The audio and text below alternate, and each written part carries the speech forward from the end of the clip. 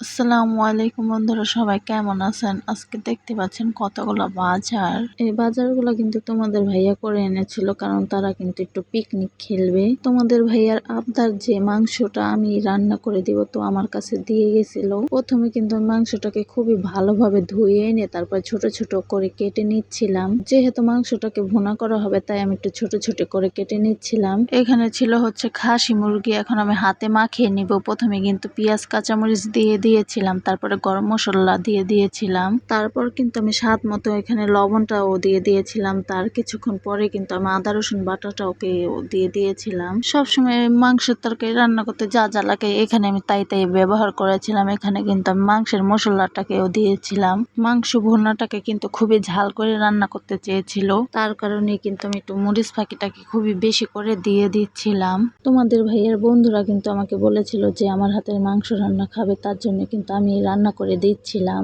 এইখানে কিন্তু আমার পরিমাণ মতো সবকিছুই দেওয়া হয়ে গেছিল। এখন রেগুলার রান্নার তেলটা দিয়ে দিব। তারপরে কিন্তু গরুর মাংস হাতে মাখিয়ে যেভাবে রান্না করা হয়, এভাবেই কিন্তু আমি খুবই মজা করে রান্না করব আজকে। এভাবে হাতে মাখিয়ে রান্না করলে কিন্তু খাসি মুরগির তরকারিটা একদম গরুর মাংসের মতনই লাগে খেতে। কে কে তোমরা এভাবে আমার মতো রান্না করো অবশ্যই কমেন্টে জানাইও। আর এদিকে কিন্তু আমি হচ্ছে কাবাবের মাংসটাকেও ম্যারিনেট করে দিচ্ছিলাম। এখানে আমি দিয়েছিলাম লেবু, সয়া সস, লবণ, গরম মশলা বাটা, সরিষার তেল দিয়ে তারপর আধা ঘন্টার জন্য রেস্টে রেখে দিব। এই সামান্য কিছু দিয়ে কিন্তু মাংসটাকে পুড়ে খেতে খুবই মজা লাগে আমার কাছে। এইভাবে ম্যারিনেট করে কিন্তু আমিও কয়েকদিন পর পর বাসায় বানিয়ে খাই। আর এইদিকে কিন্তু আমি মাংসের পাতিলটাকেও চুলায় বসিয়ে দিয়েছিলাম। অফ ক্যামেরায় কিন্তু আমি মাংসটাকে খুবই ভালোভাবে কষিয়ে নিয়েছিলাম। কত সুন্দর একটা কালার এসেছে, দেখতেই পাচ্ছ।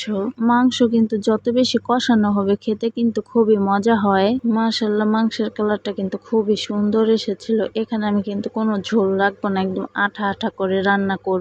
আমি কিন্তু ঝোলটাকে আর একটু শুকিয়ে নিব, তারপরে কিন্তু জিরা গুঁড়ো দিয়ে নামিয়ে নিব। এই তো আমি কিন্তু এখন হচ্ছে জিরা ফাঁকি দিয়ে দিব। তো তোমাদের ভাইয়া কিন্তু আজকে এই মাংসটাকে হচ্ছে নান রুটি দিয়ে তারপরে হচ্ছে খাবে। মাশাআল্লাহ, মাংস রান্নাটা কিন্তু খুবই মজা হয়েছিল খেতে, আর অনেক বেশি কিন্তু ঝাল হয়েছিল। এইদিকে কিন্তু আমি জিরা ফাঁকি দেওয়ার পরেও কিন্তু মাংসটাকে হচ্ছে চুলায় বসিয়ে রেখেছিলাম, যেহেতু নরম হওয়ার দরকার ছিল। মাশাআল্লাহ, মাংসটা কিন্তু খুবই সফট হয়েছিল। এই তো এদিকে হচ্ছে তোমাদের ভাইয়া আমাকে একটুখানি মাংসের তরকারি দিয়ে যাচ্ছিল। আর কে কে কোন জেলা থেকে আমার ভিডিও দেখছো অবশ্যই জানাইও। তো সবাই ভালো থেকো, আসসালামু আলাইকুম।